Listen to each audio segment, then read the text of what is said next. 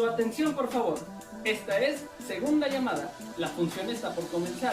Les sugerimos tomar asiento y ponerse cómodo. Quítate las chanclas, saca las botanas y pongámonos a echar el chal Entre butacas.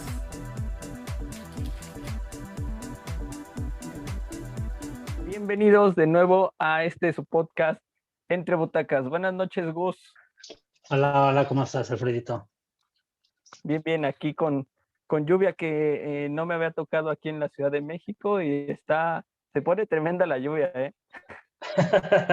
Sí, bueno, ya para los que vivimos aquí, ya se ha vuelto esto algo normal y cotidiano, que ya no sea la lluvia ligera, pero bueno, que te empieces a acostumbrar otra vez. Sí, exacto. Y pues nada, gustoso de compartir de nuevo micrófonos y pantalla aquí contigo para platicar, para introducirnos en una trayectoria más de personas que admiramos, que conocemos y que seguramente tienen algo que contarnos y no sabemos qué tanto nos pueda tocar o le pueda tocar a quien esté escuchándonos el día de hoy, ¿no? No sé si te Claro, parece sí. que demos la presentación, Gus. Adelante. Pues él es licenciado en Educación Dancística con orientación en danza folclórica por la Escuela Nacional de Danza Nelly y Gloria Campobello del Instituto Nacional de Bellas Artes y Literatura. Cursó la licenciatura en Sociología en la Facultad de Ciencias Políticas y Sociales de la de la Universidad Nacional Autónoma de México. También es miembro investigador de la organización cultural Uniendo Fronteras Latinoamérica y forma parte de la Red Internacional de Jóvenes por la Cultura de la Paz, iniciativa de Abrazofa, con sede en Brasil, que tiene estatuto consultivo especial ECOSOC de la ONU. Con una trayectoria dancística de 22 años, ha pertenecido a distintas compañías y proyectos escénicos de la Ciudad de México, presentándose en diversos escenarios nacionales e internacionales en países como Chile, Perú, Colombia, Ecuador, Venezuela y Brasil. Por su trayectoria académica y desempeño artístico, fue reconocido durante 4 años consecutivos como alumno de excelencia académica por la Subdirección General de Educación e Investigación Artística. Actualmente es desarrollador de contenido y conductor del programa Frecuencias Folclóricas para Tlatoatl, radio de la Secretaría de Pueblos y Barrios Originarios de la Ciudad de México. Se desempeña como docente desde nivel de educación básica hasta nivel medio superior, desarrollando nuevas metodologías para la enseñanza del folclore. Como bailarín intérprete, forma parte de las compañías de danza teatro, Zarambeques y Muecas y Colibrí y Venado Arte Escénico. Además es profesor y coreógrafo de la Compañía Juvenil de Danza Folclórica Mexicana y director de la Compañía Municipal de Danza Ixtapaluca. En abril del 2020 dio inicio al proyecto independiente El Blog del Bailarín Folclórico, que cuenta con más de 20,000 lectores distribuidos en más de 40 países. Sin más, démosle la bienvenida a Eric Nepomuceno Sánchez. Hola muchachos, gracias. Muchas gracias por la invitación y por el buen recibimiento. Qué gusto verlos y qué gusto estar compartiendo en este espacio con ustedes. No, pues al contrario, gracias, Eric, por la invitación y darte el tiempo de venir aquí a platicar y echar el chal a gusto un ratito y contarnos varias anécdotas que seguro a nosotros y a los que nos escuchan nos van a llegar alguna fibra de nuestra memoria dancística y personal. Pues yo gustosísimo. Me dijeron, vamos a echar el chal. Y a mí me encanta echar el chal. Entonces dije yo, pues. Pues a Eric lo conozco de hace tiempo y me cuesta un poco de trabajo decirle Eric, porque pues todo lo que lo conocemos siempre le hemos dicho Nepo y para todo es Nepo. Entonces no sé si mejor te digo Nepo o prefieres que te diga Eric, no sé. A mí me parece un poco desconcentrante a veces ¿quién es Eric? Mira, en realidad, desde siempre, desde niño, desde primaria, por mi apellido, siempre me terminaban diciendo Nepo, ¿no? En la secundaria, ya cuando los más ingeniosos, Nepín, Nepillo, Nepi y así, derivaciones.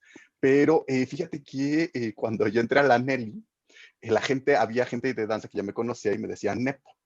Era tanto que el decirme Nepo que mis maestros, que me llevo muy bien con ellos y que les tengo mucho aprecio, me terminaron diciendo Nepo. Entonces ya se quedó y ya más que no me incomoda, no me molesta y más bien ya es como Nepo para los cuates, ¿no? Ya lo tomo también con mucho cariño. Sí, exacto. Oye, pues para entrar de lleno a esto, ¿por qué no nos cuentas, digo, ahorita leyendo tu semblanza, pues 22 años de trayectoria pisando escenarios y demás, pero ¿cómo inicia este gusto? Digo, hemos escuchado aquí en el podcast infinidad de historias de algunos por gusto, algunos por obligación y demás, pero ¿cómo se introduce Nepo a este mundo de la danza y de dónde nace la pasión? A mí siempre me ha gustado bailar. Yo desde pequeño recuerdo que bailaba y bailaba pues de manera natural. Para mí no era algo raro o ajeno, ¿no? Y además lo veía en mi familia. A mí me tocó ver cómo mis tíos ellos hacían breakdance, ¿no? Y hacían breakdance en el pavimento, ¿no? Yo vivo en Nesa, entonces aquí mi barrio me respalda. Y mis tías bailan increíble estas cumbias sonideras y las guarachas. Y para mí, en mi familia, era muy natural bailar porque todos bailaban. Y pues conforme fui creciendo, para mí bailar se volvió como una necesidad natural que tenía desde niño. Yo recuerdo que veía a todos estos artistas, tipo Chayanne, no sé, Fey, o estos que eran artistas que hacían coreografías, y era lo que a mí me llamaba la atención, y además yo me las quería aprender, ¿no? Ya después, conforme fui creciendo, ya eran otras cosas, ya empezaba a ver estas coreografías tipo NSYNC, Backstreet Boys, y ya así era como más complejo. De hecho, yo lo que sí tuve la intención de bailar en un primer momento era jazz. O sea, yo alguna vez me fui a algunas clases de jazz, que tenía 14 años, 15 años, y bueno, ya después ya no pude continuar, pero era lo que pues a mí me llamaba la atención, yo quería bailar. A la danza folclórica llegué por casualidad. Acababa de entrar a Prepa 2 de la UNAM, y tenía yo a unas compañeras que llevaban Orgullosamente taller de prepa 2, danza ¿verdad? como parte de, orgullosamente prepados. Entonces, en los talleres, como sabrás, se tiene que elegir un taller de artes que hay que llevar durante todo el ciclo escolar. Yo escogí diseño gráfico, pero tenía amigas que escogieron danza folclórica. Entonces yo las iba a esperar ahí una vez a la salida, ya la clase se había alargado, era tarde, estaba la maestra Angélica Castillo, que fue de mis primeras maestras de danza folclórica, ahí en Prepa 2, y entré al salón y me senté en la parte de atrás del salón. Mi maestra marcaba el ritmo y daba su clase con unas claves. Entonces iba tocando las claves, al tiempo iba dando las indicaciones. Recuerdo que el paso que estaban haciendo era un guachapeado, ¿no? Pero obviamente se los estaba enseñando desglosado, lento. Apenas iban a ver como todo ese repertorio de Veracruz. Y estaba con las claves tocando y se me acerca y me da en el hombro con las claves. Y dice, yo no quiero flojitos aquí, párese a bailar, ¿no? Yo explicándole, no, maestra, yo solo voy a esperar. Y no me dejó explicarle con las claves, empecé a hacer en el hombro, párese. Y me paré y empecé a hacer el ejercicio del guachapeado. Y me salió obviamente lento, ¿no? El primer intento, después de varios intentos también. Y me dijo, oye, como que se ve que vas a funcionar en la danza folclórica, te espero el próximo sábado para que veas cómo está el grupo representativo. Y además, como hombres siempre hemos sido más escasos en la danza folclórica, me dijeron, necesitamos chicos, entonces yo veo que como que si te sale y tienes cualidades, vente. Y así fue. Yo no lo busqué, ¿no? De hecho, jamás me imaginé bailar danza folclórica. Yo recuerdo que mi mamá, cuando estaba chiquito, alguna vez me llevó al Teatro Blanquita, vimos una función de la India María. Y la India María metía en sus espectáculos ballets folclóricos. Entonces yo Ok. recuerdo que mi mamá me decía, ay, deberías de bailar eso, deberías aprender eso, mira, qué bonito que bailan, ¿no? Y es como el recuerdo más añejo que tengo, pero la danza folclórica yo no la busqué, más No. bien creo que me encontró. Y ya de ahí, pues bueno, por ser hombre y por estar en un ambiente donde somos escasos, otra gente me empezó a jalar para bailar en otros lados, pero fue casualidad. ¿Y cómo es que Porque digo, muchas veces la danza no se encuentra, como lo comentas, pero sigue habiendo como esa, pues, resistencia a hacerlo. ¿En qué momento o a qué edad dices, sí me entrego a la danza y dejas que fluya? Es que yo nunca tuve esa resistencia. Desde niño bailaba, entonces para mí era natural ir y bailar. O sea, para mí, me organizaba con mis primos y yo era el mayor, además de todos los primos. Entonces, en los días de mayo yo les ponía las coreografías, ¿no? Con estas canciones de Tatiana. El baile ya estaba ahí, en mi vida siempre, y además no solo en mi vida, también ya era un dictador, desde la danza, ¿no? Yo era el que organizaba a mis primos y les decía cómo y cuáles eran la coreografía, y yo los movía, y desde niño, o sea, eso era algo que desde niño. Entonces, nunca hubo retinencia hacia la danza. De hecho, cuando esta maestra me invita al representativo de Prepa 2, para mí fue muy natural la manera en la que se dieron las cosas, porque no hubo retinencia. Había tal vez dificultades que tenían que ver más bien con las cuestiones económicas.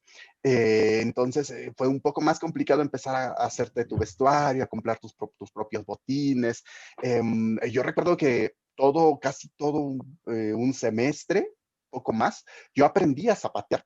Sí, casi todo un ciclo escolar aprendí a zapatear con tenis y zapatos. O sea, ya para tener mi primer par de botas, pasó un rato, ¿no? Pero a mí me encantaba bailar, entonces no era algo que me cuestionara. Para mí era algo natural que mi cuerpo y mi ser necesitaba en este mundo, ¿no? Entonces, pues se fueron dando las cosas así, más naturalmente que de retinencia. Okay. Súper. Pues ahorita leyendo tu semblanza igual, eh, ¿en qué momento decides hacerlo de alguna forma académico, profesionalizarte de forma académica? Si bien ya lo comentas que llevas bailando desde la prepa, desde el bachillerato, y luego estudias una licenciatura, como lo decimos aquí, normal para nuestros papás o para la sociedad, después, ¿qué te impulsa a querer estudiar de forma formal una licenciatura en danza? ¿O qué te llevó ahí? Pues mira, cuando yo empecé a bailar, como se dieron las cosas muy rápido, hubo alguien que me invitó a un grupo de UNDIF, y después en ese grupo de UNDIF conocí a un primer bailarín de Amalia que también me enseñó varias cosas, y de ahí me jalaron a una compañía de la SEP que estaba respaldada con las plazas de los maestros de educación física. Ahí es donde tengo yo, donde duré muchos años, son la mayor parte de mis bases formativas. El proyecto se llamaba Primera Compañía Escolar de Danza Folclórica, ahora se llama Compañía Juvenil de Danza Folclórica Mexicana, donde actualmente soy profesor. Entonces, en este ambiente, siempre estuve activo en la danza. O sea, le dediqué siempre gran parte de mi vida desde que empecé. Entonces, yo recuerdo que yo tenía 15, 16 años, era menor de edad, y yo tenía semana llena. O sea, estaba en 4 grupos distintos, ¿no? Y tomaba clases de todo lo que me dieran, y me sentía como una esponja que estaba absorbiendo rápidamente todo lo que le daban muy gustosamente. Con esta primera compañía escolar, además es un proyecto muy noble. Reunió niños talentos desde preescolar hasta secundaria, y se hizo una gran compañía con respaldo de la SEP. Era parte de la Subdirección General de Educación Física. Con el gobierno de Peña Nieto, este proyecto desaparece, bueno, más bien cambia, ya no tiene el apoyo oficial, y cambia a Compañía Juvenil de Danza Folclórica. Ahora somos independientes. Sin embargo, imagínate todas las vidas que pasaron por aquí, estos niños talento. Yo recuerdo que en los programas decían que las funciones reunían más de 300 alumnos de toda la Ciudad de México, Okay. en ese entonces Distrito Federal, de esos niveles. Éramos 9, 10 grupos. O sea, hacer una función de toda la compañía era de 3 horas, y era la locura. No sé cómo nos aguantaron tanto nuestros maravillosos maestros de educación física, porque era un grupo de preescolar, como 3 de primaria, 2 de secundaria, más como ya salían de secundaria y querían seguir estando, pues se armó uno especial que era los de prepa, y luego se volvió prepa universidad, y además los de la mañana y los de la tarde. Entonces sí, éramos un montón, éramos 8 o 9 grupos. Y siempre estuvo así en mi vida. La danza me llevó a la sociología. yo me preguntaba muchas cosas de la danza y quería saber, y a través de la danza me preguntaba el mundo. Y yo dije, bueno, ¿cómo lo voy a entender todo esto que me está pasando? Dije, a través de la sociología. Entonces me voy a estudiar sociología y luego la sociología me regresa a la danza, porque descubro a través de la sociología cosas muy bellas de las artes y regreso a la danza. Sin embargo, cuando yo empecé a ejercer ya como sociólogo, la verdad es que había algo que me faltaba. Estaba en un trabajo además que hacíamos unos estudios de competencias, así le llamábamos, que era para las cerveceras. Nuestro cliente principal era Cervecería Cuauhtémoc Moctezuma. Entonces, pues yo me fui a recorrer mitad de la República Mexicana, haciendo estos estudios, pero era cuando el gobierno terminaba el sexenio de el que estuvo antes de Peña Nieto, Calderón. Calderón. se me fue de Calderón, exacto, de Calderón. Entonces ya, pues ya sabemos qué pasa con el gobierno de Calderón. Se incrementó la violencia en el país a través de la guerra contra el narcotráfico. Entonces, pues estos viajes que hacíamos, que eran maravillosos, porque además nos íbamos con todos los gastos pagados y yo me iba a trabajar con mi equipo de trabajo y así recorrí varios estados, pues de repente empiezan a decirme mis jefes, oye, y mira, vamos a hacer un nuevo proyecto, pero ¿tú qué escoges? Mira, está Guadalajara, Monterrey o Mazatlán. Eran 3 sedes las que me daban a escoger. Y dije, estas sedes están muy bien pagadas, son sedes que todo el mundo quisiera. ¿De cuándo acá la empresa se va a portar tan bien y nos va a dar a escoger? O sea, yo estaba como pensando, dije, ¿qué pasó? Resulta que en la plaza de Acapulco, que tampoco ya nadie quería hacer, casi matan a un equipo de trabajo, porque además hacíamos el trabajo de campo, entonces veíamos clientes, o sea, veíamos desde la cantina que estaba hasta en el barranco más recóndito, hasta el antro más VIP, más VIP, ¿no? Entonces entrábamos a estos lugares, los veíamos, hacíamos una encuesta, y yo como líder de proyecto también, pues tenía que ver por todos los encuestadores que mandábamos, era mucha responsabilidad. Entonces se incrementa la violencia al interior del país sobre todo, y cuando veo que me dan estas sedes, es cuando empiezo a cuestionar y digo, ya sé lo que es lo que está pasando. Nadie las quiere hacer, ¿no? Después de lo que pasó en la sede de Acapulco, pues ya nadie quería hacer esos lugares. Y yo dije, bueno, no vale mi integridad y además no solo mi integridad, los que se expone es mi equipo de trabajo y no los vamos a exponer a que les pase algo muy, muy, muy malo. Claro. Y renuncio, ¿no? Fue un play de renuncio. Y justo cuando estaba bueno, ya renuncié y ahora qué va a ser de mi vida, me hablan Cristian Ortiz de Folclor Mexicano. Y ya había visto mi trabajo la directora, que la maestra Rosa María, ya había visto mi trabajo porque participé con ellos en un 16 de septiembre. Y me dijeron, oye, Eric, mires, vamos a abrir un nuevo grupo, se va a llamar Esto es México, y pues estamos en un nuevo elenco y queremos, pues chicos, como con tu perfil, le gustó tu trabajo a la maestra, no sé si quieres venir. Y dije, pues acabo de renunciar, y de verdad había acabado de renunciar, fue a los 2, 3 días que había renunciado. Dije, bueno, pues regresa a la danza, ¿no? Y si la danza me va a dar trabajo, pues por lo mientras, y ese por lo mientras, pues ya se quedó para siempre, porque después de un año trabajar en folclore mexicano, conocí mucha gente que vive de esto y que además está en constante trabajo, que sí hay chamba, obviamente es campo laboral informal, pero sí hay chamba y mucha gente ingeniosa, maravillosa, de la que aprendí mucho. Y al año de estar ahí, dije, bueno, ya vi que sí, ya vivía de la danza, ¿no? Porque ya no era solo ese trabajo, eran muchos otros empleos que me habían salido a partir de estar en folclore mexicano. Entonces dije, si la danza sí me da para vivir, va a llegar un momento en el que tengo que respaldar el conocimiento que tengo si quiero seguir haciendo cosas de danza. Y fue cuando me metí a la Nelly. Entonces, pero eso, yo ya tenía mucho tiempo bailando.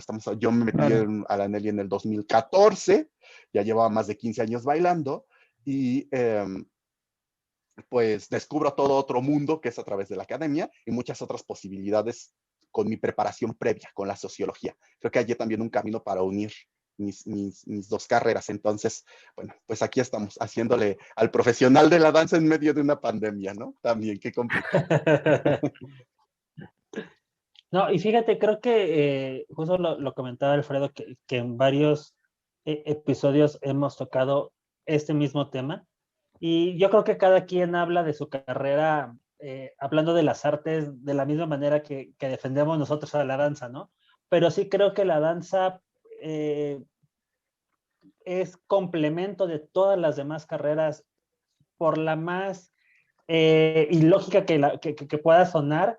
si le busca siempre tiene como algo en lo que lo puede conectar, y eso es bien, bien padre, el poder descubrirlo de esa manera y que puedas enriquecerlo, tú que tienes la fortuna de tener dos carreras, de saber de qué manera lo puedes complementar una con la otra y poder ver desde otra perspectiva tanto la danza como ahora la sociología, ¿no? Entonces, esa experiencia me parece bien interesante y que creo que a mucha gente que a veces, tanto padres de familia o chicos que quieren como, están en esa búsqueda de qué estudiar o si me animo a estudiar danza o mejor estudio otra cosa, el que sí se puede las dos, ¿no? O sea, de que no está peleada una cosa con la otra, y aquí tenemos un claro ejemplo de que todo sirve y todo funciona y todo suma, ¿no? Al final de cuentas. Entonces, eso me parece bien, bien padre.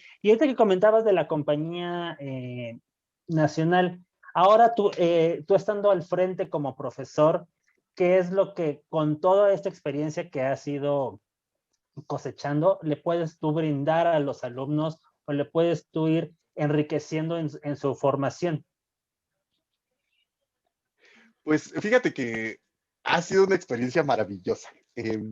Cuando esto, para empezar, hace 2 años fue el 20 aniversario de esta compañía. Entonces, bueno, la compañía pasó por un momento muy difícil, que fue cuando casi desaparece y se va de manera independiente.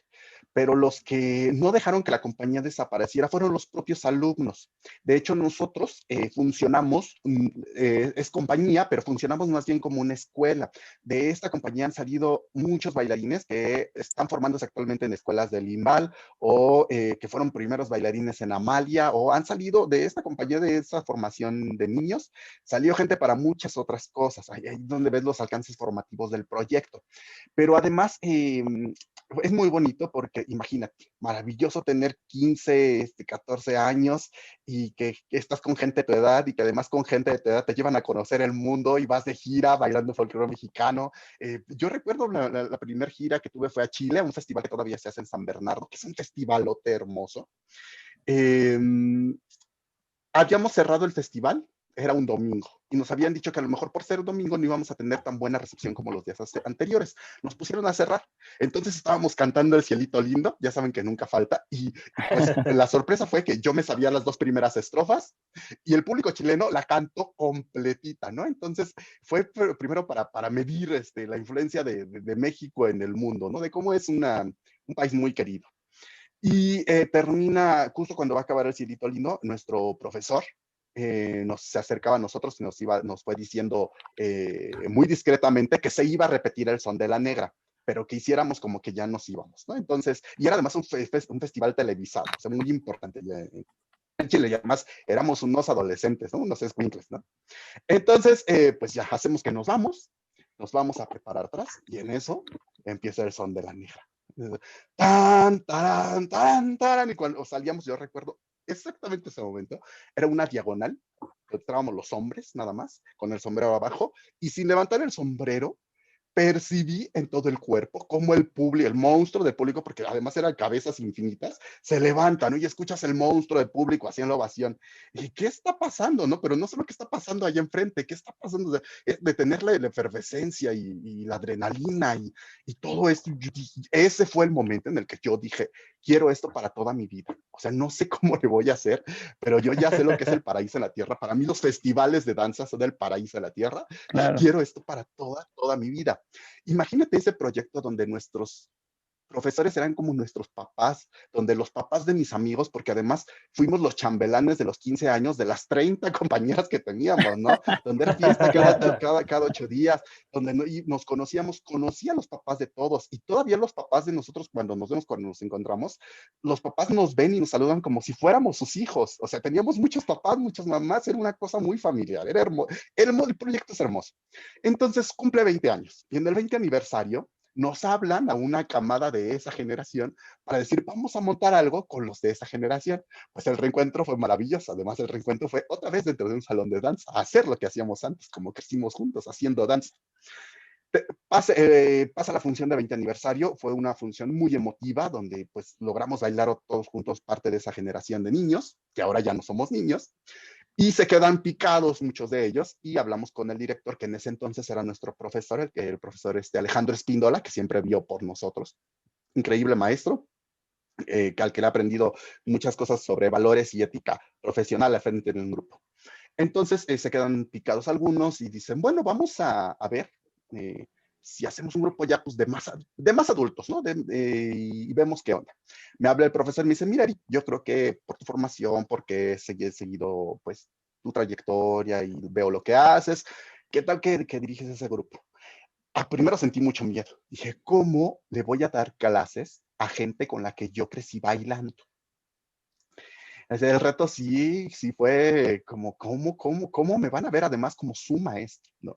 Y además, la compañía cobra una mensualidad por las clases, porque ofertamos clases. Gestionamos funciones como fin de ciclo escolar para que se presenten y se culmine el trabajo en escenario, pero no lucramos con el trabajo de los bailarines. Lo que ofertamos son clases, entonces jamás se van sin clase formativa. Y eso es en los 4 grupos que tenemos ahora, desde preescolar hasta los adultos. Entonces, pensar, van a pagar por una clase. Yo tengo el compromiso de darles la mejor clase de danza folclórica que jamás hayan tenido, porque además es un servicio que estamos brindando y por el que ellos están pagando. Y qué miedo, porque yo fui su compañero, yo aprendí de danza junto a ellos, ¿no? Finalmente ellos siguieron otros caminos, yo por todas estas razones que ya les expliqué, seguí en el mundo de la danza, regreso a dar clases y pues empezamos con pocos alumnos. Éramos 6 la primera clase, me parece. Y justo antes de irnos a la pandemia ya éramos 40 y algo, ¿no? Entonces fue muy bonito ver cómo el proyecto iba creciendo, pero además también legitimarte como maestro. Creo que en ese momento fue cuando puse en juego todos mis saberes y dije, sí, he aprendido, sí, puedo dar una clase a este nivel, con gente de mayor nivel. Sí, fue como confiar en ti mismo. Creo que el mundo de la danza a veces hace que desconfíes de ti mismo. Creo que hay cosas en el mundo de la danza que hace que tu autoestima esté mellada.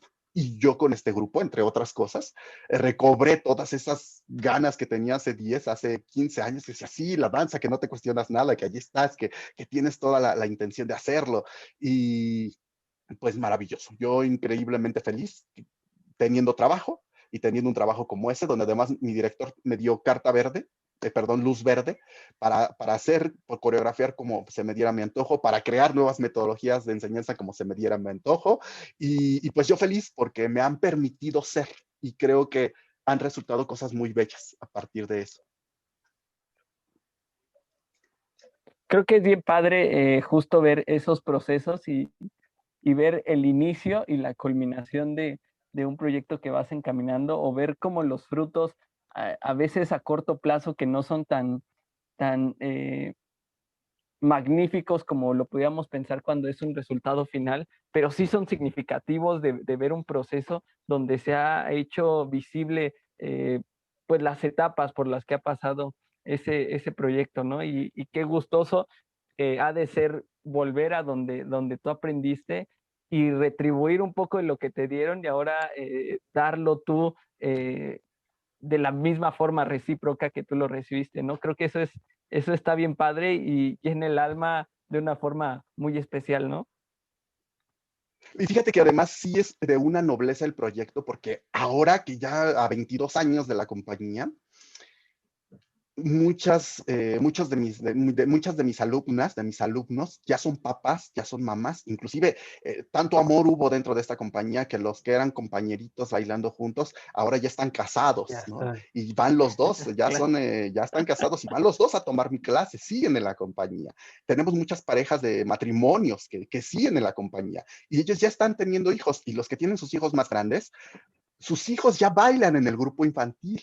Entonces es maravilloso porque ves cómo la danza es tan espléndida cuando la haces de la manera correcta, cuando te acercas a ella de una manera honesta, cómo retribuye. Me decía bien me decía mi profesor Alejandro Espíndola, la danza retribuye. Cuando me lo dijo no lo entendí muy bien y ya después de muchos años vemos que hacías. Cuando te acercas de buenas maneras a la danza, te va a retribuir. Entonces, imagínate, es maravilloso ver que tengo a mis alumnas que ya son mamás y sus hijos están en el infantil. Sigue siendo un entorno familiar y la danza sigue retribuyendo, sigue dando para todos nosotros. padre. Oye, Porque además, perdón, sí, Alfredo. no, nada más para cerrar tal vez, pues justo esto, que la danza es tan especial y puede tocar tantas vidas de tantas formas. A veces creemos que la danza solo es para profesionales, ¿no? Pero no, la danza puede tocar a cualquiera y la danza más que verlo como un producto mercadotécnico, es una forma de crear mejores seres humanos, de hacer personas más empáticas, más sensibles, que al final nos benefician como sociedad y nos hacen tener una mejor convivencia con nuestro otro, ¿no? Que está al lado de nosotros, viviendo en el mismo lugar y conviviendo con la misma gente que nosotros tenemos contacto. Entonces creo que eso eh, es un punto muy acertado que ha hecho este proyecto, ¿no? De tocar personas para que esas personas después toquen a los demás que conviven con ellos, ¿no? Entonces, de verdad, qué gusto escuchar de este proyecto y que sigan dando y que no se rinden y que van a seguir para adelante. Adelante, Gus, perdón. No, sí, que ahorita que mencionaste que antes de la pandemia eran 40 y tantas personas, justo cómo el grupo ha llevado este proceso durante la pandemia de reinventarse y de readaptarse. Pues mira, algo que ha sido también muy noble en medio de esta pandemia es que la compañía no puede desaparecer porque la compañía son los alumnos. En el momento en el que dejemos de tener alumnos, pues ya no hay manera de seguir gestionando una compañía y no nos hemos quedado sin ellos. Lo que sí es que como tenemos niños, la compañía ha parado totalmente funciones. De hecho, estamos apenas en planeaciones para ver cómo la vamos a reactivar, pero la gente sigue ahí esperando. O sea, el proyecto es tan noble que sabemos que ahí van a estar los alumnos. Obviamente, habrá de cambiar las condiciones o el número de alumnos que tenemos, pero sabemos muy bien que los alumnos nos siguen respaldando. Mientras ya no haya alguien, mientras haya alguien que requiera de este servicio y que no tiene que ver, como bien dijo Alfredo, ¿no? Con gente que no se dedica de manera profesional a la danza, sino que la danza es parte complementaria importante en la construcción de su persona y que pueda encontrar espacios donde sean dignos y se les enseñe bien la danza. ¿No? Entonces, bueno, ahorita sabemos que están ahí los alumnos, sabemos que están en espera, de hecho ya, sobre todo los más grandes que ya se empiezan a vacunar, están, bueno, ya hay que ensayar, ya hay que vernos, ¿no? Estamos frente a una tercera ola, que además estaba viendo hace Claro. un rato las estadísticas y cómo va la curva, y parece que esta tercera ola viene más fuerte que las otras dos. Sí. Entonces tenemos que preverlo muy bien para cuidar la seguridad de todos nuestros alumnos. Se tiene que planear muy bien qué es lo que vamos a hacer para cuidar la seguridad de todos. Entonces, ahorita no hemos reactivado actividades. Se pensó alguna vez hacerlo en línea, pero la verdad es que creo que hay muchas dificultades con esto de la danza en línea y para dar el servicio que dábamos, bueno, preferimos mejor seguir postergándolo hasta que pues veamos unas condiciones mejores para poder hacerlo de manera presencial. Y además hay algo que muy bonito que dijo Gustavo ahorita acerca de cómo de alguna u otra manera el conocimiento se puede enlazar con la danza, ¿no? Es muy bonito porque estas personas que eran niños y que allí aprendieron a bailar, y además ahí se formaron también como personas. La danza ha sido tan fundamental en su vida y los ha impactado de una manera importante que ahora todos ellos son profesionistas. Entonces es bien bonito porque tengo un grupo de gente tan diversa y tan preparada. Tengo contadores, abogados, maestros de nivel básico, doctores, arquitectos, ingenieros, una gama de gente, historiadores, antropólogos, de gente que quizá no se dedicó a la danza de manera profesional, pero que ha estado siempre en su vida de manera importante y que se especializa en otras áreas. Entonces, fíjate que sí, precisamente creo que la danza se revela en cualquier tipo de conocimiento, porque la danza reúne el conocimiento de todas las cosas. Creo que es lo más acabado que hay, es el conocimiento más acabado, porque ese conocimiento ya se encarnó, ya se hizo cuerpo. Entonces, bueno, es muy bonito cuando tienes toda esta cantidad de personas, las cosas que suceden cuando bailas, es bien interesante. Y creo que toda esta misma gente que ya tiene cierta educación por cómo ve el contexto y por cómo están las cosas, ellos mismos comprenden que quizá debemos esperar un poco más a que el panorama sea más favorable. Y en eso estamos, en la espera, con mucha paciencia, ya con un cuerpo pandémico que ha cambiado también, pero que Sí.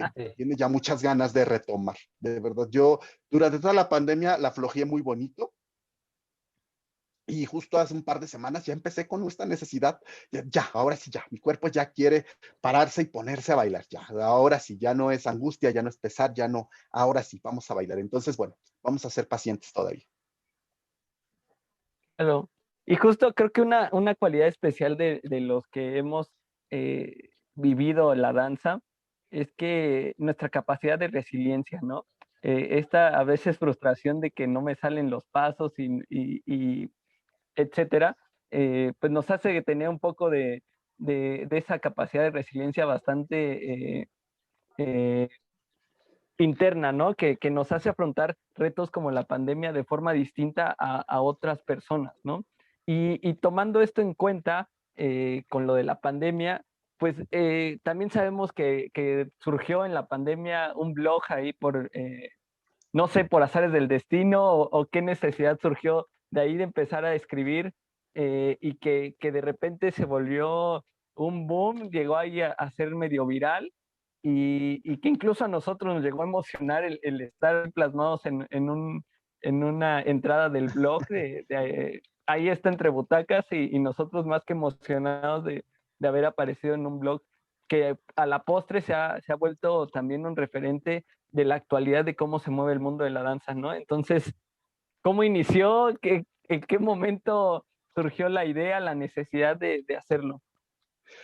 Bueno, como se darán cuenta, creo que hay cosas que no me callo, o sea, la necesidad de hablar y decir las cosas, eso es como a veces hay cosas que si no se dicen, se vuelven unas cosas muy feas en el cuerpo, ¿no? Entonces, Sí.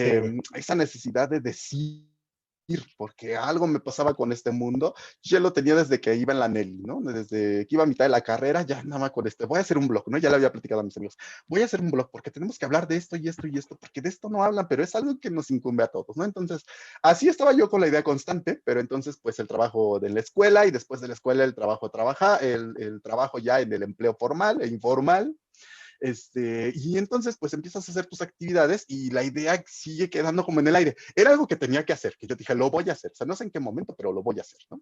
Entonces la idea viene desde el 2016, 17, algo así. Y ya había aventado algunas cosas a Facebook que uno de mis amigos me dijo, oye, esto rescátalo y desarrollalo y profundiza en tus ideas, creo que ahí tienes algo interesante, ¿no? Y decía, sí, ¿será alguien que querrá leer estas cosas? ¿Para qué escribo? ¿Para quién lo escribo? Entonces viene esto de la pandemia. Y creo que la pandemia nos obligó a parar. Y cuando nos obliga a parar es a parar realmente. Y parar significa reflexionar.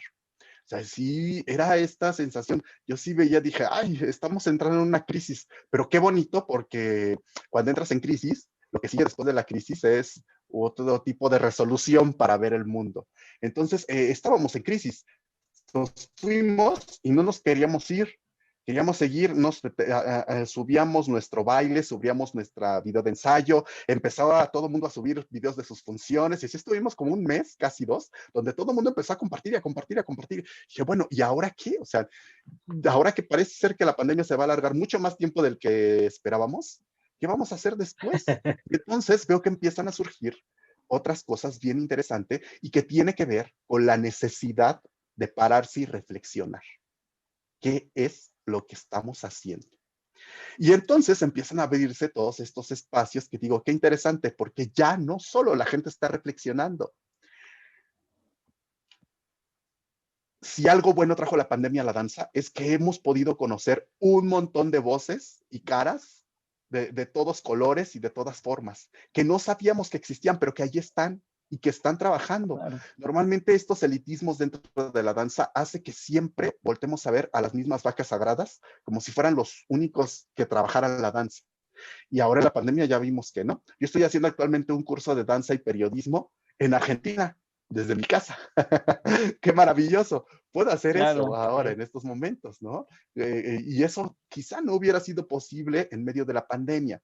Y así he podido yo participar y ver coloquios, encuentros, entrevistas, y si no se hubieran abierto espacios como estos, no hubiera sido posible. Yo he conocido mucha gente a través de ustedes, ¿no? Y mucha gente de la manera humana, más que de la manera académica y las vacas sagradas y todo esto, de una manera humana, para decir, claro, tenemos puntos en común a través de vivenciar la danza que nos lleva a ser parte de un gremio, y no gremio de manera elitista. Gremio refiere a todas las personas que están involucradas en un hacer, ¿no?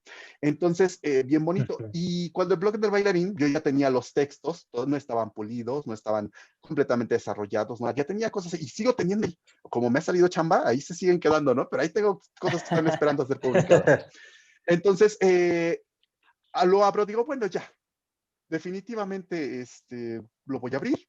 Eh, Hay cosas que no me puedo quedar calladas porque las tengo ya aquí agarrando la punta de la lengua y tienen que salir, pero además la palabra escrita creo que es bien importante. Estamos en un mundo en el que estamos bombardeados constantemente por los medios audiovisuales, pero la palabra escrita, yo cuando abrí mi mundo, era un niño de una zona pobre de Nesa, y cuando a mí se me abrió el mundo fue cuando abrí un libro de Hermann Hesse que se llama Siddhartha. Y fue a través de un libro, o sea, no fue a través de la televisión, y no, yo vi un libro y me expandió mi mundo. Y entonces quería más de eso. Cuando empiezo con la palabra escrita, empiezo a escribir además y dudando siempre de mí, ¿no? Decía, estoy diciendo puras tonterías, ¿quién sabe qué estoy escribiendo? Y además el miedo, o sea, también me obligó a posicionarme en el mundo, decir, ¿de verdad voy a decir esto? ¿Con qué derecho voy a decir esto? ¿Cómo lo voy a decir y desde dónde? O sea, creo que escribir también me permitió definir posturas frente a aquello que yo veía y que me cuestionaba. Y también me obligó a prepararme más. O sea, ya tenía algo desarrollado, pero quiero hablar de esto, tengo que saber más. Entonces, hay un par de textos históricos sobre la danza. Tuve que meterme a ver bibliografía más de la que tenía y leer y buscar. Y creo que fue muy terapéutico para mí. Decir, no podemos hacer la danza como la hacía antes, no la podemos hacer de manera presencial como estábamos acostumbrados, pero hay otras vías donde podemos seguir aprendiendo desde la danza. Entonces, pues así, publico el primer artículo, no pasa nada, publico el segundo y ya tenía unos cientos de lectores, el tercero así, y de repente llega a partir del blog, me invita, y de una entrevista que tuve en otro espacio, me invita una Alejandra Monterrosa, que ella coordinaba el área de radio de la Secretaría de Pueblos y Barrios Originarios de la Ciudad de México, el Radio Totlatol.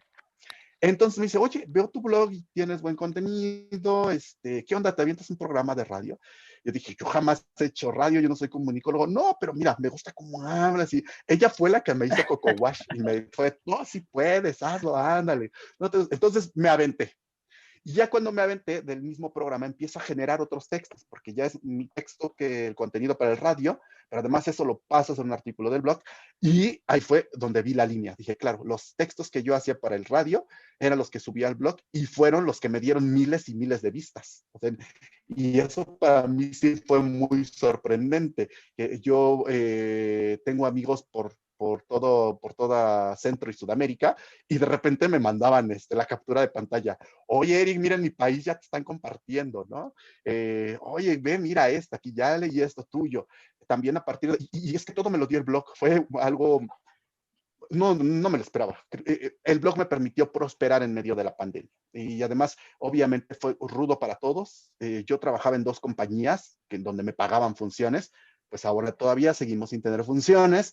Trabajaba en 2 compañías más donde me pagaban clases, pararon, y me quedé con las escuelas. Trabajaba en un preescolar, primaria, secundaria, medio superior, preparatoria. Me quedo sin la secundaria, pasa el tiempo, me quedo sin el preescolar, sin la primaria, ahora ya solo tengo la prepa, bueno, como docente, pero justo cuando me estaba quedando sin empleo, el blog empezó, a través del blog me empezó a contactar distinta gente, y no solo de México. Entonces me empezó a dar otras fuentes de empleo que no visualicé jamás y que no pensé que estuvieran dentro del panorama de la danza. Entonces empecé a tener invitaciones como estas, empecé a hablar ya de temas específicos. Me hablan del Comité Mexicano de Uniendo Fronteras Latinoamérica, que es una organización reciente también. La sede está en Chile y me dicen, oye, nos gusta tu trabajo, ¿qué tal si vienes, te conocemos y nos aportas? Ya di 2 ponencias para esa organización y además es bien bonito porque están conectados desde Argentina hasta México. Entonces, conoces gente de otros lugares. También mi capital social aumentó, el tener todos estos contactos, y me obligó a prepararme. Yo algo que he hecho en medio de la pandemia es todo esto que me sigo cuestionando, le sigo buscando, quiero saber todavía el por qué, ¿no?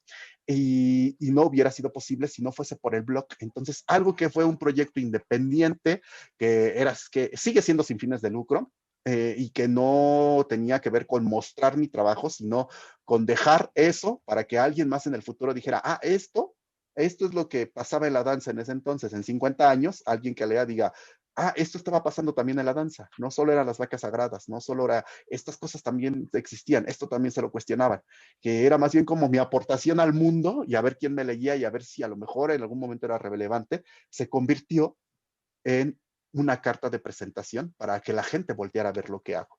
Y definitivamente no me lo esperaba. Entonces, pues bueno, ahí está el blog. Quizá, no todo ha sido bueno también, ¿eh? Fíjate que he tenido cosas también negativas ahí con el blog. No las tomo como negativas, sino más bien como curiosas. Curiosas. Pero bueno, así las cosas. Como puntos de aprendizaje, más bien, ¿no? Sí, sí, sí, mucho aprendizaje. A través del blog yo he tenido que aprender mucho, sobre todo a escribir en serio y escribir desde un posicionamiento claro. También aprendí que hay otro tipo de violencias que también ya navegan en el mundo de lo virtual.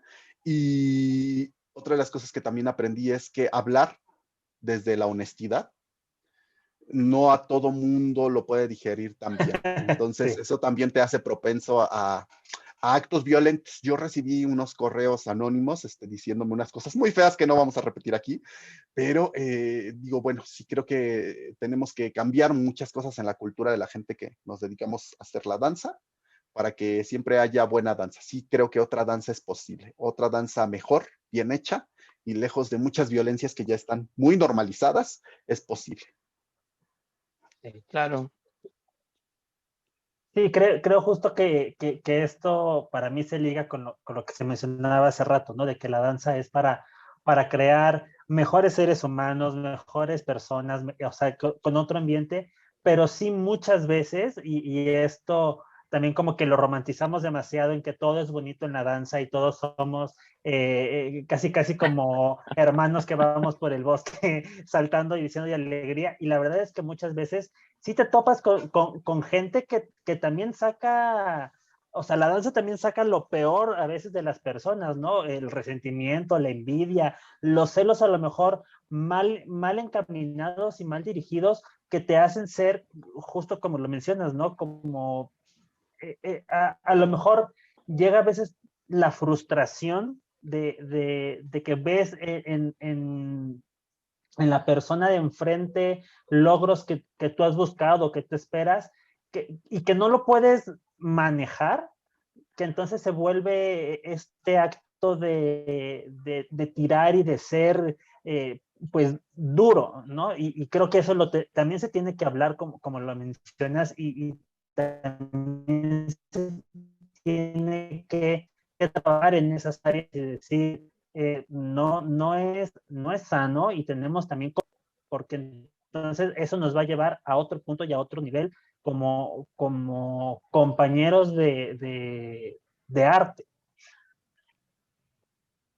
Fíjate que es bien curioso porque hay gente que por pertenecer a ciertos espacios tolera mucho maltrato verbal, físico, violencia hasta de tipo económica, ¿no?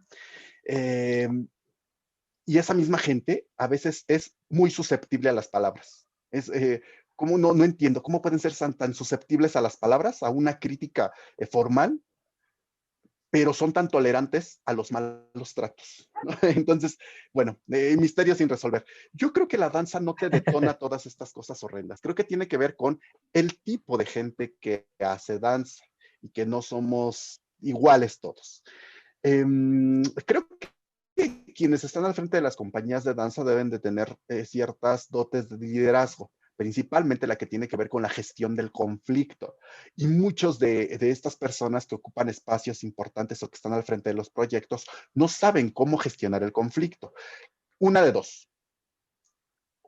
O trabajan de tal forma que jamás se cuestione la estructura, aunque el conflicto sea permanente, o son parte de ese conflicto y lo siguen generando, porque a través de ese conflicto es como ejercen poder sobre las personas. Esto de divide y vencerás, Claro. creo que es algo que nos caracteriza como gremio dancístico. Yo veo mis amigos músicos, ellos tienen una tarifa y en esa tarifa nadie se vende menos. O sea, yo trompetista cobro lo mismo que el otro trompetista y que el otro. Y en la danza no. En la danza sí veo para que me des el espacio, yo me voy a vender mucho menos el trabajo de mi compañía, ¿no? Y pues hay que defender la profesión. Hay muchas compañías que se presentan como profesionales y que además lucran con el trabajo de sus bailarines, pero con la pena no son profesionales porque no defienden la profesión. Defender la profesión es darle un lugar a tus bailarines, ¿no? Entonces, es triste, primero, que tomen por violentador a aquel que está demostrando cómo son las cosas y decir, esto es así, ¿no? El que revela cómo se manejan en el mundo de la danza. Y que no tomen por violentador a quienes tienen al frente, que son quienes los maltraten. Entonces, yo creo que la danza es gloriosa. Es una frase que yo... Y creo que la danza no tiene que ver con esto que detona de las envidias y todas esas cosas feas, oscuras. Creo que más bien tiene que ver con las dinámicas y cómo se ejerce el poder en ciertos espacios. Entonces, bueno, yo sí creo que otra danza es posible y lo he visto a través de estos espacios donde he crecido y donde he hecho danza. Algo que he hecho la danza es que me ha llevado a los lugares indicados con la gente indicada. Y tanto ha sido así que cuando yo llegué a un espacio en el que yo dije, aquí ya no estoy seguro, o he podido detectar cuando ya acabó mi ciclo en un espacio, decir, bueno, ya estuve 2, 3 años aquí, es momento de partir, porque mi cuerpo está listo para otras cosas, ¿no? Y creo que la danza me ha permitido eso, estar con la gente indicada en el momento indicado y en el espacio indicado, cuando debía de ser. Y no me he equivocado. Yo veo ahora en medio de la pandemia, he mantenido contacto con mucha gente de la danza y esa gente de la danza sigue siendo maravillosa, es hermosa, es amorosa. Yo me siento muy, muy querido por mucha gente de la danza a quien aprecio y admiro bastante y que no nos hemos dejado solos en medio de la pandemia. Entonces sí creo que otra danza es posible y sí creo que a través del ejemplo y de los usos y costumbres tenemos que cambiar. Y sin embargo, también estoy a favor de la crítica formal y de la crítica real. O sea, es de repente hacer textos de crítica en el blog. A mucha gente no le gusta y eso me ha llevado a recibir insultos, ¿no? De manera directa o indirecta. Pero creo que hacer crítica es poner en crisis, ¿no? Si no ponemos en crisis esto que no es útil, que no es servible, de todas estas situaciones de las que hablamos, no vamos a poder encontrar una solución al respecto a todos estos males que nos aquejan. Entonces, pues yo estoy a favor de la puesta en crisis cuando algo ya no debe de ser sostenible. Justo, y creo que eso es fundamental. Nada más para retomar un punto anterior que justo mencionabas, creo que, y lo hemos platicado, creo que hasta el cansancio en este podcast, que una de las misiones que nosotros planteamos y que queremos es justo esto, crear comunidad y que en vez de apedrarnos los unos a los otros, hagamos gremio y arranquemos todos para el mismo lado. Y justo esto que mencionas, lo hemos platicado con los músicos y con diferentes directores de compañías que si bien los músicos sí son más empáticos con el de al lado y decir, no, si queremos que a todos nos vaya bien, pues todos debemos de jalar parejos, porque si uno se deja, después nos van a agarrar a todos, ¿no? Y creo que eso ha faltado muchísimo en la danza folclórica o en los grupos folclóricos, que con tal, como bien lo mencionas, de que me des el espacio a mí, pues a veces hasta yo te regalo el trabajo, ¿no? Con tal de que me des el espacio. Y al contrario, en vez de beneficiarse ellos mismos, se terminan perjudicando porque el día de mañana esa gente se acostumbra a que la danza no se debe de pagar como quisiéramos y pues a cualquier grupo que quieran invitar van a llegar y les van a decir, no, pues es que el otro grupo no, solo me cobró el sándwich, el boing, ¿no?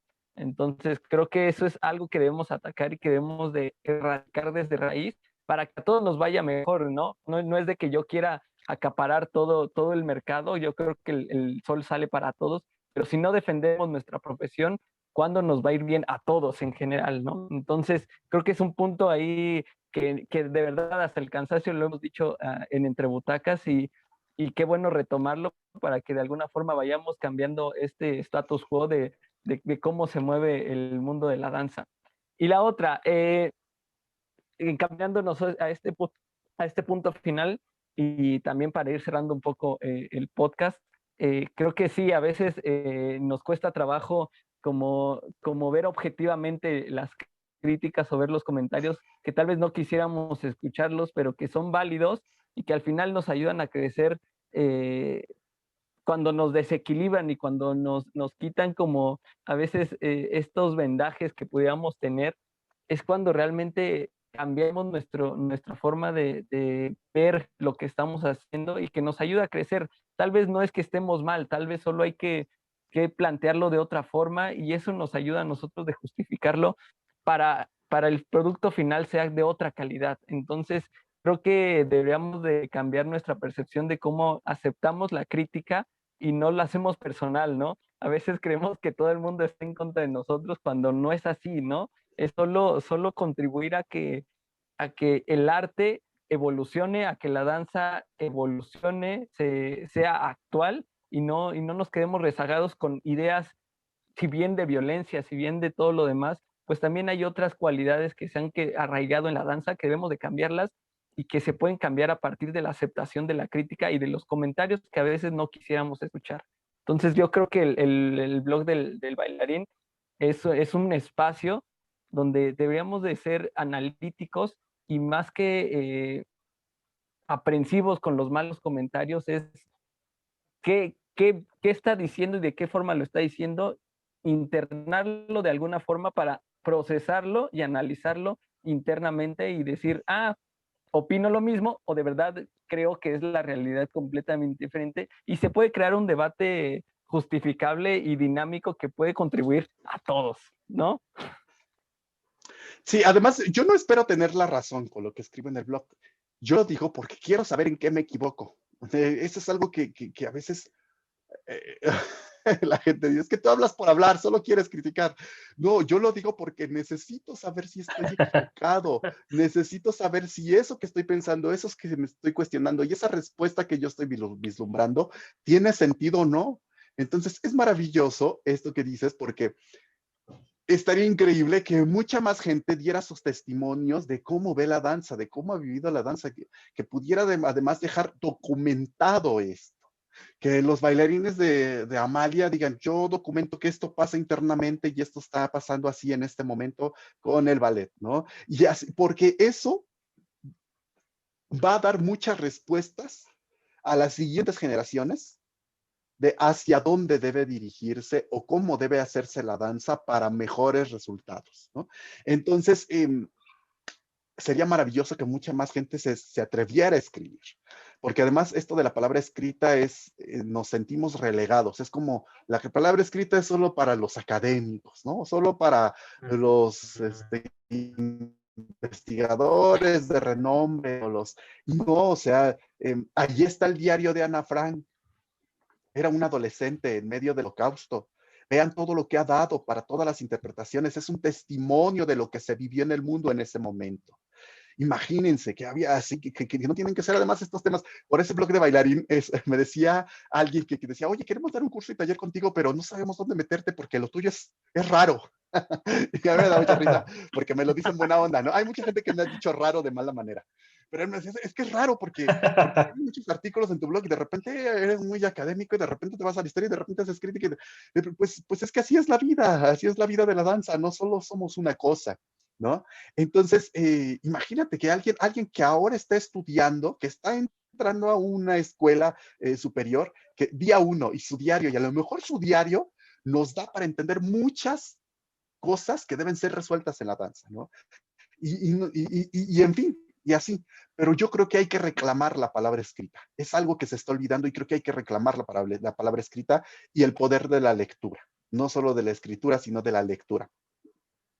Por otro lado, también esto que mencionas acerca del gremio y de estas cosas, fíjate que es bien curioso porque creo que tomamos los ejemplos de nuestros gobiernos en turno, ¿no? Es como nos han enseñado, todos los gobiernos han sido intolerables a la crítica y es como de aquello que nos quejamos, lo reproducimos, ¿no?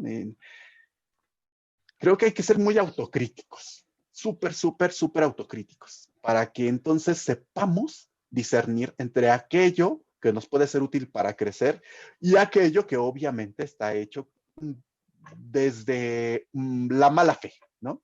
Entonces, bueno, yo creo que es un momento de mucha reflexión y creo que la danza va a tardar mucho tiempo en reactivarse como la conocíamos, o quizá ya nunca vuelva a ser igual. Y sin embargo, creo que tenemos que seguir reclamando los espacios para la danza bien hecha. O sea, la danza bien hecha es de buenas maneras, ¿no? Y de buenas maneras y de buena educación. Y eso no tiene que ver con los grados académicos ni con los elitismos. Eso puede ser lo que le estás enseñando tú a un niño que apenas empieza o lo que compartes con tus colegas investigadores de muy alto rango. Todo eso contribuye y creo que es un momento en el que todo eso nos va a hacer crecer de muchas maneras. Sí, pues es algo bien interesante que creo que debemos de quedarnos como punto de reflexión para cuestionarnos. Pues Eric, ya para terminar, qué viene para Eric en este segundo semestre del año? ¿Qué esperas lograr? ¿Qué proyectos tienes en puerta? ¿Qué viene? Pues tengo muchas cosas en mente, pero a veces eso de tener muchas cosas en mente, eso cualquiera, ¿no? Hay que hacerlas. Entonces, bueno, yo más bien más que contar de voy a hacer esto, ya de repente cuando se dan cuenta, ¡pum!, ya estoy haciéndolo, ¿no? Creo que así fue con el blog, así fue con frecuencias folclóricas, así ha sido con los trabajos o con las cosas que hago. De repente, oye, que ya estás dando clases ahí. Yo, no, ya tengo 2 años, o sea, no es como que lo ande anunciando, ¿no? Ahorita estoy dirigiendo una compañía municipal que está ligada al ayuntamiento de Ixtapaluca. Por las mismas razones pandémicas no la hemos podido echar a andar como quisiéramos, pero ya hemos tenido que hacer pequeñas participaciones porque el ayuntamiento demanda, ¿no? ¿Cómo vamos a pagarle a un maestro de danza y a un director si no me está Si no trabajando? hay... Entonces, estoy dando talleres para gente de Iztapaluca, en línea, obviamente, y ya estamos haciendo pequeñas grabaciones con bailarines que ya tienen otra experiencia y que están aquí con la compañía, trabajando con el ayuntamiento. Entonces, ahí estamos, como teniendo un punto de fuga, toda esta necesidad de querer crear y montar con pocas personas, pero ahí ya lo tenemos. Eh, También, hace unas cuantas semanas fue mi examen profesional en Aneli. Ustedes me ven muy dicharachero y todo, pero no me había titulado. Entonces, ya estoy titulado, entonces tengo ahí unos proyectos que tenían que ver con mi titulación pendiente, esperemos que se logre, y pues yo sigo haciendo. Ahorita estoy en vacaciones, pero ahorita que estoy en vacaciones, fíjense que justo ha sido otro momento en el que me paré a reflexionar, así como cuando surgió el blog. Entonces, a lo mejor vienen otros artículos ahí para el blog, que ya ahora sí ya tengo tiempo para pulirlos y verlos. Y también como ya tuve mi presentación de examen profesional, hay muchas líneas de investigación que se desprenden de ahí y ya quiero empezar a trabajar en ellas para unos espacios donde me han invitado y en otros donde quiero participar. Y eso sí ya es ámbito académico. A mí me parece muy divertido todo eso de la investigación. La verdad es que me parece muy divertido, así como hacer danza, así como dar clase, así como entablar estas charlas. Yo creo que algo que me depara el segundo semestre, yo espero que mucha salud, porque además estar bien es lo primordial en medio de este contexto. Claro. Y estoy muy entusiasmado, emocionado por lo que viene. No sé qué viene, pero sé que algo viene. Es como esa sensación que dices, viene la vida y vamos con lo que venga. Entonces yo estoy muy emocionado por lo que ha de venir y por las cosas que ya después, a lo mejor ya cuando se den cuenta, ¡pum!, ya están, ya aparecieron, ¿no? Ya están hechas ahí. Entonces, bueno, pero yo muy emocionado, muy, muy, muy contento y también espero que el siguiente semestre nos permita ya hacer danza presencial y espero que nos podamos ver todos bien, de buenas y sanos. Ahora la gente que está enfermando es la gente de 30 años en adelante, los de 20 años en adelante. Yo creo que ahorita por eso están apurándose a vacunar a todos los treintones. Pero pues seguimos en pandemia. Yo creo que podemos pecar de livianos si no seguimos pensando que estamos dentro de un contexto pandémico. Entonces, no quiero apresurarme todavía a los proyectos porque lo dirá el tiempo y la historia que nos toca vivir, ¿no? Yo creo que estamos haciendo algo que nunca antes en la historia de la humanidad habíamos hecho en todas las áreas, nosotros las personas que nos dedicamos a las artes escénicas, que es tratar de seguirlas haciendo a distancia y en estos medios. Entonces, claro, pues yo creo que toda la gente que sigue abriendo estos espacios como ustedes, toda la gente que sigue haciendo danza, toda esa gente que no ha renunciado y yo sigo siendo bailarín y yo me sigo preparando en línea y yo estoy creando mi proyecto y yo sigo tratando de dar funciones y yo sigo gestionando y yo sigo investigando.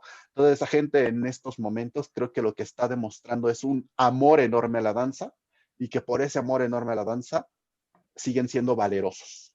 Entonces, bueno, por todo ese valor que se ha demostrado en medio de esta pandemia y por todos esos distintos rostros que también se han revelado de una manera también muy amorosa, creo que nos corresponde ser todavía precavidos y ser muy inteligentes para saber cómo vamos a hacer para que la danza resurja y resurja bien, ¿no? Entonces, bueno, pues en eso andamos. Súper. Pues, ¿dónde pueden encontrar el blog? ¿Dónde te pueden localizar a ti? Si alguien tiene ahí unas cuestiones que quieran preguntarte, contratarte, demás.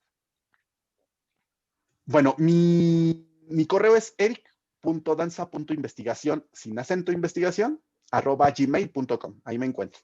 El correo lo pueden tomar del blog del bailarín folclórico, así se llama. Lo encuentran en www.elblogdelbailarinfolclórico, folclórico con C de casa, .com/blogspot, ¿no? Entonces, bueno, lo googlean, ponen ahí el blog de bailarín folclórico y ya les aparece. Fíjate que fue muy bonito cuando ya Google me puso allá en las búsquedas, porque pasaron varios meses y yo ponía el blog del bailarín para entrar y nunca aparecía primero como el blog.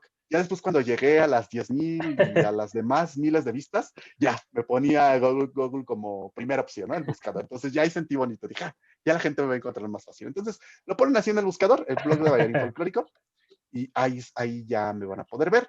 En Facebook me encuentran como Eric Nepomuceno, así como dice ahí mi nombre, así escrito, así me van a encontrar. Y pues yo la verdad es que nada más agradecerles a ustedes por el espacio, por el tiempo, por la plática, que me la he pasado muy bien. Y pues a seguir haciendo danza de otras maneras, trabajando por la danza de otras maneras. Exacto. Pues algo más, Gus. Pues nada más agradecerte de nueva cuenta el tiempo y pues a ustedes por escucharnos, por sintonizarnos un lunes más y esperemos que pues esta plática les haya abierto nuevas ideas en la cabeza, ¿no? Así muy vulgarmente decirlo, pero que les haya movido y los haya puesto a reflexionar y a pensar en qué otras tantas posibilidades existen dentro de la danza.